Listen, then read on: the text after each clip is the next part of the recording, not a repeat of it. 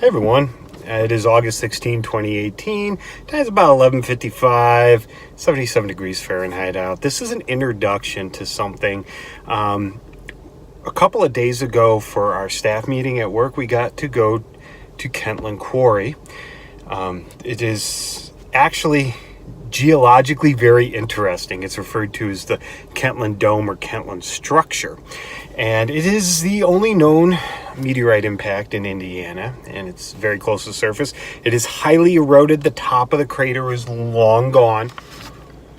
Wait, hold the phone. Okay, before I go any further, I'm going to explain exactly what we see in the quarry. I'm going to use a generic cross-section. It's nothing in particular. It's just to illustrate the point of what we see. It's not actually a cross-section of the quarry. It's way too complicated to show on a card, all right?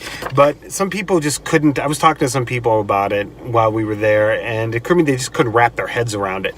Like when you see impact craters, like Meteor Crater in Arizona and other like that, you see the crater and you see the rim and you see the point in the middle that sticks up and you think, wow, that's cool. Well, why don't we see this at Kentland, and why don't we find the meteorite? Well, two words: erosion and time. Okay, so here I'm just going to show you cross section. Okay, so this is just a generic cross section. The white's the sky. These are just layers in the earth, nothing in particular, color coded, so you can see what's going on here. And your impactor comes in. Okay, comes in, hits the ground.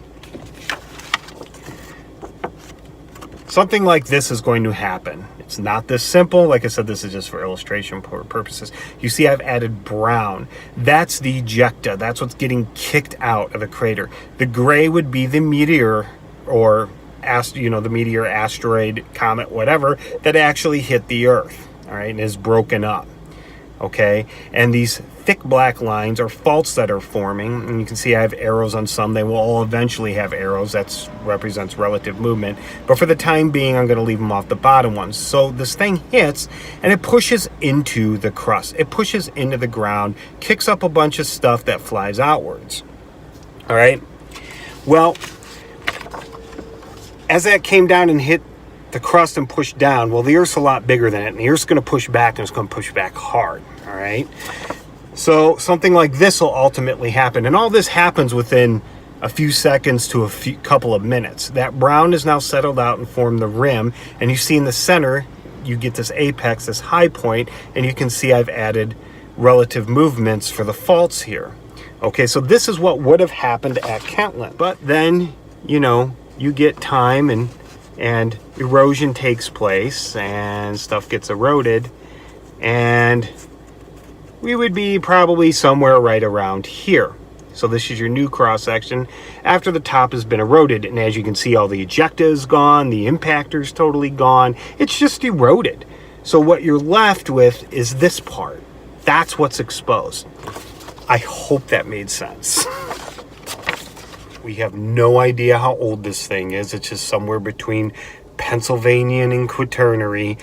People have tried to date it, and I think off the top of my head, they've come to things like 90 million years ago, which would put it in the Cretaceous, and some other dates, but we do not have the meteor anymore. Okay, it's gone. But first here, I'm going to show you where this place is located. And I am going to show you some spoils. Like, how do we know it's an impact crater, for one? Because if we don't have the meteorite, well, for one thing, one of the things, the people at Rogers Group that run the quarry, they lease the land. They are very accommodating to visitors and will grant tours, and that's what we did. But this here, hope you can see it. This is what we call a shatter cone. Okay.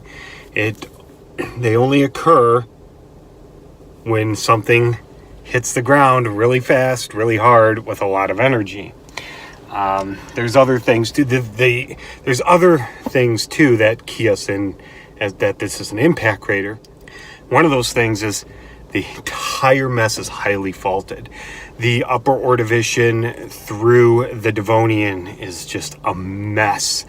And Raymond Gutschik, I believe that's how his name is pronounced, did a lot of work in the 70s, 80s, and 90s. He has passed away, but there's one side of the pit that we visited that he had no idea what was there, because they hadn't opened it yet. But things like breccia are also present, okay? And we can identify the formations and look for things like slicken sides and stuff like that to try to figure out the faulting and stratigraphy. It was the exact size of the impactor isn't known, its composition isn't known because it's gone. But we can use things, like I said, like shatter cones, breccia, the faulting, to discern that this is actually an impact and not something like we call a cryptovolcanic structure, which would be something like what we have in southern Illinois. There's no igneous intrusions in this. All right, it's all deformed sedimentary rock, all Paleozoic. But anyway, just real quick before we get started here and I make this too long, there are other cool rocks here. This is basal Silurian, the whitish chert. This is dolostone. Most of the carbonates here are dolostone. There's limestones too, which I'll get into. I already showed you the breccia, and some of this is piece of Ordovician dolostone, and it's got some pyrite on it, as you can see there. Hopefully you can see there. There you go. So anyway, I think that's long enough of an intro. So let's get the tour started. So I'm in front of the mine office right now. This is how we know there was a meteor impact here. This is a pretty good size one too. It's pretty big. It's a little over 3 feet long. This is a shatter cone. This pattern here, this radials here, this, you see how it kind of radiates out from there? You only get that from there. That way, you only get that from a meteorite impact.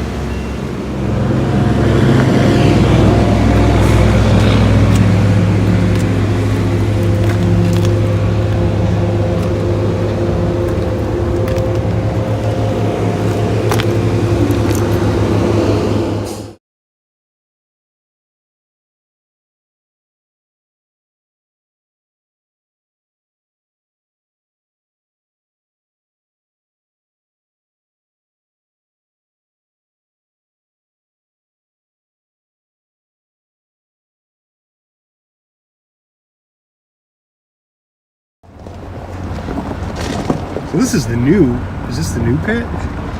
Yeah. Okay. Well, I guess I can call it new. It's within the last 20 years. Okay. Well, you guys have done a lot. Who's your biggest customer? You don't have to tell me. I was just wondering. No, a lot of it is.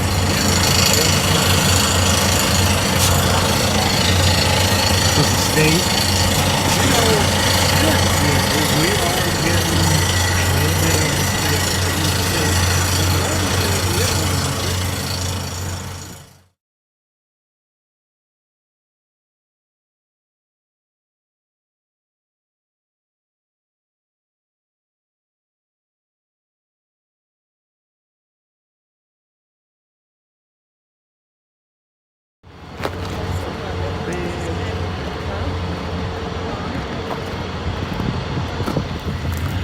Oh, this is very crystalline. Did you get a good look at it?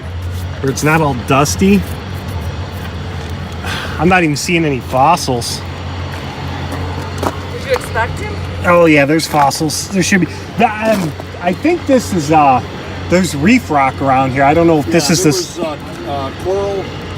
So this got pushed up from the ocean or pushed in from the... No, the water had nothing to do with this. This was laid down flat. The meteorite impacted all this. Okay, so this is what I think is going on here. Hopefully you can hear me through the wind. That's older rock. As you go this way, southish, the rock gets younger. Now, when you look at this, you see this black here. That's the Scales Formation, Macocata Group. This ledge sticking out is the Fort Atkinson limestone. Then you get this gray to green, which is the Brainerd, and the top of that is the contact between the Ordovician and Silurian. And you go this way and you see the Silurian dips pretty steeply. And over here on the wall, you can see the bottom of the beds looks all wavy and stuff, but that's actually just broken off and those are bottom beds. But you come to the other side and you see this here. Okay, you see that, but it's not over here. So that means there's a fault or something there, and I think there might be a fault there, there, and there, but they won't let us get on the rocks to figure that out.